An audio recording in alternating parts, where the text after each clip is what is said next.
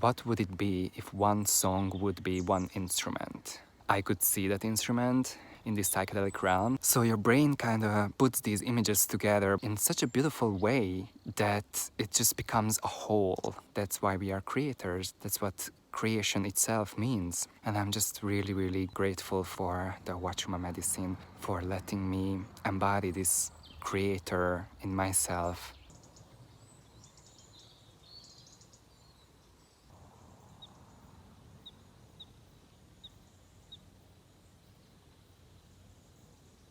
HUACHUMA kind of came into my life, and it was after working with ayahuasca for several years. Ayahuasca I'm so thankful for because it kind of broke the illusion that I was living under most of my life. But after so many ayahuasca journeys, I kind of struggled again at different struggles in life. And then HUACHUMA came into my life and kind of brought me back down to earth, showed me who I was in this life universally and how to live as a comfortable human on this plane.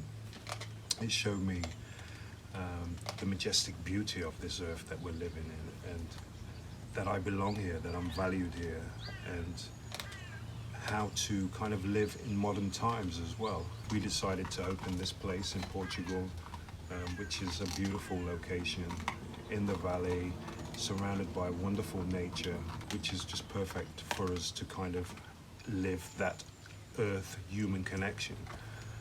So that's why we're here at the Lighthouse. Most people have this kind of pull to ayahuasca these days, which I can completely understand. It's needed. Ayahuasca is really calling out to humans to change themselves, to clean themselves. But I feel after that, they still need to find their place on earth. It's known as a gentle medicine, and I think people call it gentle because you can work with HUACHUMA. Ayahuasca tends to completely just overpower you and forces you to go to places. HUACHUMA, I think, is best for clarity, purpose, decision-making, wanting to know who you really are. You know, what is your purpose? What is your service? And quite often the answer is that you are whoever you are, you know, and that is good enough. You know, you don't have to be looking. Just fall into your natural self. That's good enough. Hey, welcome to my channel. My name is David and I usually do videos about spirituality. However, I mostly film in Hungarian language, but I decided to film today in English because I'm at the beautiful HUACHUMA retreat in Portugal. I'm in the middle of a forest right now, and just before preparing to come here, I have watched a lot of videos about HUACHUMA medicine, and they really guided me, and they were all in English, so I decided to film my own in English as well, so that more and more people can find out about what is HUACHUMA and how it helps people to grow. What you need to know about the HUACHUMA cactus is it's also called as San Pedro, and most people know it as San Pedro. It contains the psychedelic compound of mescaline, and the ceremonies are done differently than on ayahuasca, because on ayahuasca a ceremony is more like a collective event. You all attend together, and most of the time there is singing or some kind of music. However, HUACHUMA medicine is more like your own journey, so you don't need to stick to the group. You can just drink the medicine and go out to nature and just be with yourself, and that's the whole point of it. I remember when I first wanted to come to this place, I emailed them and asked them, what kind of instruments do you use for your ceremonies? Because I was really attached to my previous psychedelic experiences where music have played a big role, a huge role actually. That's why I attached something like, oh, if something like has to be so deep, it has to be connected to music, right? Once you take San Pedro HUACHUMA medicine, it's just, you just have to go out and be in nature, and all the little vibrations of nature, they become the music. I have attended 2 ceremonies here. On the first day it was very, very gloomy, and on the second day it was really sunny and really beautiful. So on the very first day I didn't really get any deep insights, and I think that's because Usually on these retreats they do multiple ceremonies, and the reason for that is that on the first day your body just really gets to taste the medicine and your body kind of adjusts to it. It kind of feels like a shock to your body at first, and that's why you feel nauseated and things like that. Some people even purge, but on the second day you really can go deeper and deeper, and that's why I think it's a beautiful way to do it. So as I said, on the first day I didn't really get any deep insights, and I was kind of like a little bit disappointed, and the reason for that is that I'm really outcome driven, so I'm always just focusing on the goal, and I think as humans it's really hard to detach from the feeling like, okay, I came all the way here, I paid for the retreat, and this is it. Like, there is nothing to take away from. So I was a little bit disappointed, but I think I have to learn to detach more from the outcome, and even if there is no outcome of any situation, that's also fine, because that's just life itself. However, on the second day I managed to go deeper and deeper, and it just really opened my, I would say, third eye, and opened my everything basically. So I don't know if you know this phone application. Is called The Pattern. It's really good to guide you through life. It's basically based on astrology, but also on many other things. And this application, The Pattern, is telling me in the past days that I am about to be cracked open, like something is coming for me. And it was telling me that it might feel like a shock, and it might feel a little bit uncomfortable even, but all of this is happening for my own good and in order to just let more light in. And guess what? Here on the retreat there was oracle deck called the Starseed Oracle deck by Rebecca Campbell, I think. And while I was on the medicine, I pulled from it, and the card that came out was cracked open. So that was my very first wow moment, and I remember that I closed my eyes and the trip started to unfold. And for me the trip was very visual, so I started seeing all these fractals and different dimensions and being in channels, and basically just like this feeling of I am cracked open and it's all for my own good to let more light in. And I remember there was this, like, as if it was a huge crowd telling me like, more light in, more light in, more light in. Later on I really enjoyed being in these different dimensions and just like jumping through these different realities, and it really just opened my eyes of basically infinite possibilities in life. And many times I saw just like different futures of mine, like as if my life could like end up in so many different places based on my decisions. So I think the main takeaway from that is just our life paths are not fixed, you know, like you can end up in so many different places, but don't let yourself get anxious because of that, because it's just all life, and many times it doesn't even depend on your decisions. It's just like your life path is just flowing. One of the unique things in HUACHUMA medicine is that you're very much in control of your physical body, so you are not really being glued to a mattress. Like, for example, on ayahuasca, you can actually walk around. So later on, I took a walk in the forest, and the first thing I saw was a bumblebee, and I felt really connected to it. I felt how cute it is. But then a little bit later on, I saw a giant hornet. My brain immediately made these connections of, oh, a bumblebee is cute and the bumblebee is good, but then the giant hornet is bad and like something to be afraid from, you know? So it really made me realize how our brain is being conditioned on think in duality. Once you just go through life, your brain literally just attaches labels to things like good, good, good, good, bad, bad, bad, bad, bad, you know? We really separate things that are good and things that are bad, and this is why I'm trying to release this way of thinking of duality. And actually this is one of the tasks for most spiritual thinkers and meditators, to just like get out of the duality mindset, because I guess this way of thinking just really limits your mind, and at the end of the day, we are just all one, you know, there is no good and bad, and it's just life itself. And this is the main reason why I'm trying to distance myself from religion, because I was brought up in a very, very strict Catholic mindset. I remember that my brain was just being conditioned to this duality mindset of what are things that are good and what are things that are bad. And this way of thinking just really sets out the way for judgment and to judge everything around you. But the moment you let go of the judgment, you can just really, really open up. It's just really so liberating. So I can only recommend you to work on this and just try to let go of the duality mindset. There is another word to describe this phenomena, and that is polarity. So I think duality and polarity are not the same. Even when I was on the medicine, I thought to myself, why is this a masculine teacher? You know, why everything has to be genderized? Even these plant medicines. So in my mind, I was like, if everything is all one and we are all one, then why the hell do we have to separate these genders or like feminine teachers or masculine teachers? But then I really started to feel, I felt the masculine energy of Huachuma the same way as I felt the feminine energy of ayahuasca prior to this experience. And I really, really felt the fatherly love and the connection to the grandfather and just like masculine wisdom. So that's when I realized that it is okay to think in polarities. Once polarities become dualities and once people really try to separate everything, that's not really something that I resonate with.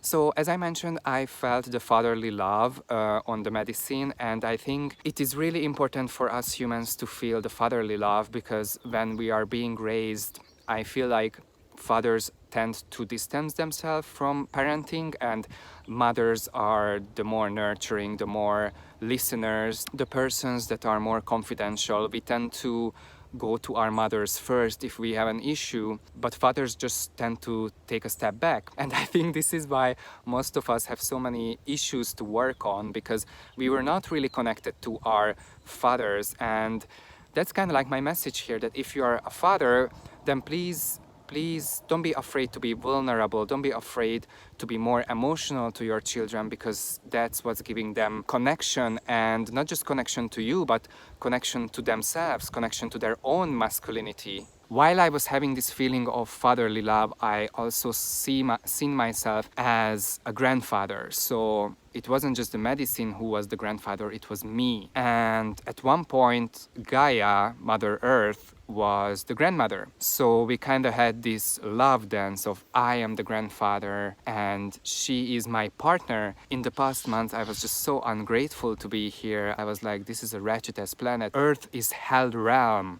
Just look around you, there is so much war, there is so much hatred. This is hell. And I thought to myself, like, I just can't wait to finish this life, and I don't want to come back here again.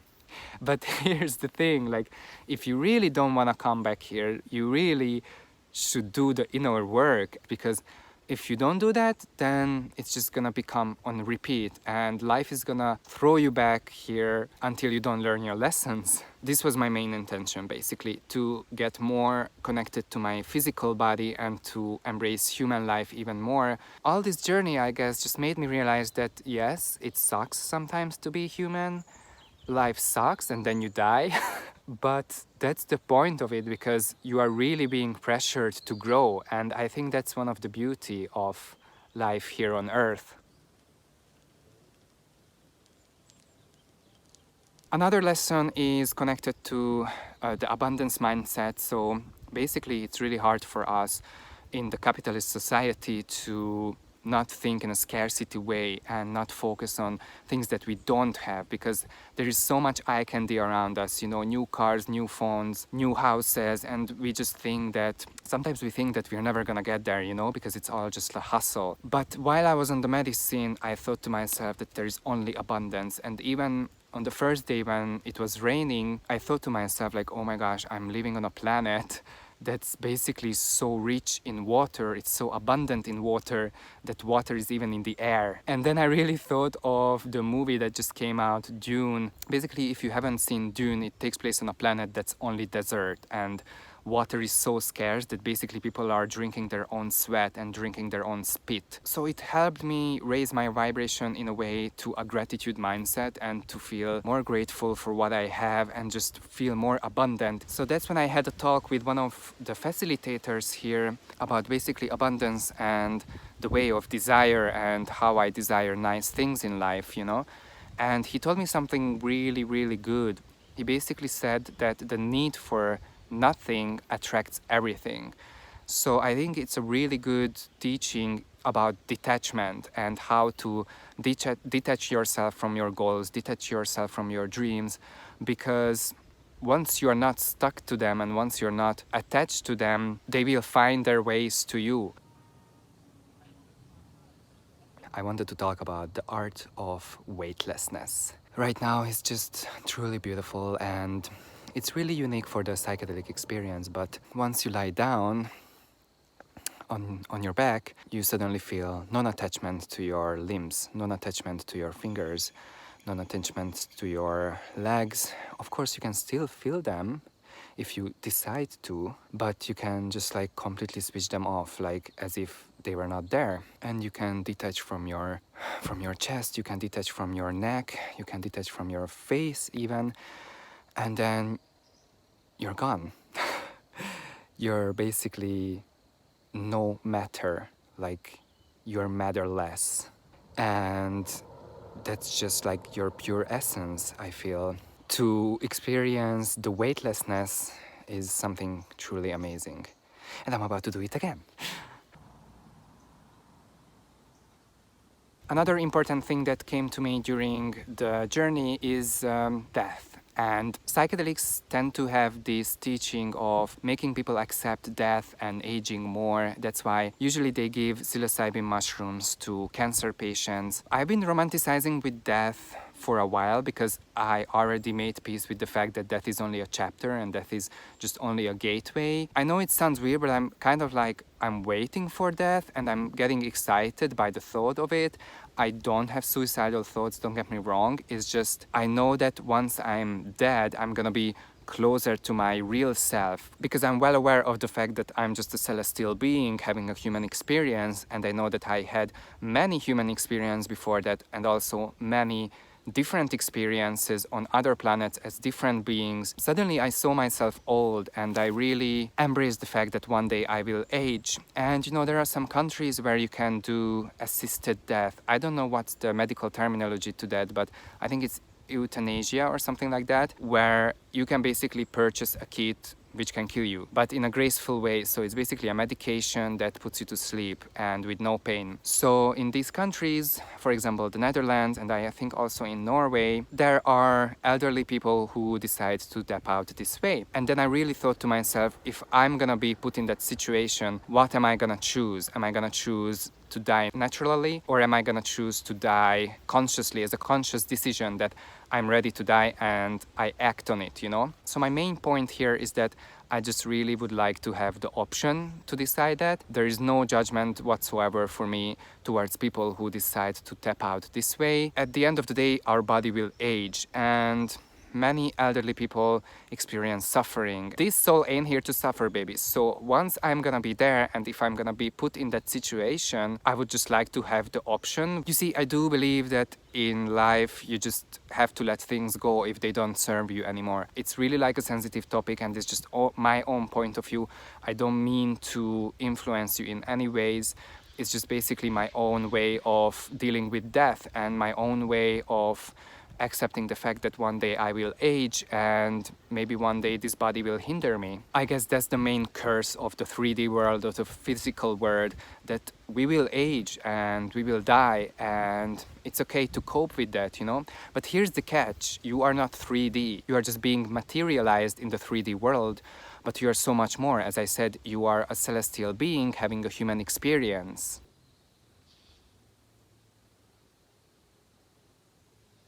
Another thing is that sometimes I'm so caught up in the feeling of, oh my gosh, where am I going? What's my next? What's my next step? You know, shall I start a career? Shall I do this? Shall I do something else? Shall I change jobs? You know, it's always, I'm not living in the now. I'm trying to project it and live in the future. So that's when this book really came to help. So I'm being immersed in this book right now. And I can really recommend it if you are on a psychedelic journey to read this book. But I just wanted you to meet with my spirit itself. And this is she. That's my spirit, yeah. Nowhere to go, nothing to do. It's a beautiful page about whether you're going backwards in life or you're going forward. What else is there to do? Going back into the world, it's called. It's a good step. But am I going forward or am I going backwards? And I just can't stand still. It's not relevant because you can't stand still. What else is there to do? What else is here to do?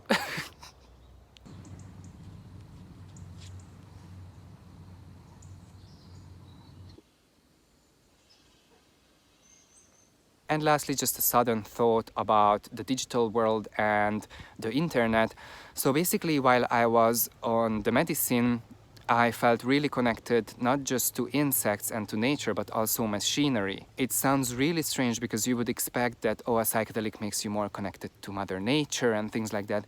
I really thought about the internet as its own entity, and I realized that the internet basically just mimics nature. And the internet is our creation, everything that just spreads on the internet, you know. It's really a beautiful metaphor to nature, because the way they are called viral videos is because they spread like virus, you know, and virus is actually part of nature. It's a natural thing. In that moment, I just really admired internet itself, and I really felt that the internet is just basically the extension of our own consciousness, and it's just really up to us to nurture this being, this internet, because it's barely 20 years old or barely 30 years old, and it just blows my mind where it's gonna lead us. And I'm just really excited about the future, and just to see like how we will become like half human, half cyborgs. This will expand our horizons, you know, and as a species. And there are even theories that in the future of humanity, you can just download your consciousness on a hard drive, and that way you can reach eternity. Because once you're not attached to this physical body, your consciousness just lives through in that machine world, in the virtual reality. I think that's all for today. I hope you found this video interesting, and I hope that you managed to have a little peek into what HUACHUMA medicine can do to you. Feel free to give me a like and a subscribe if you like this video, and see you guys soon. Bye!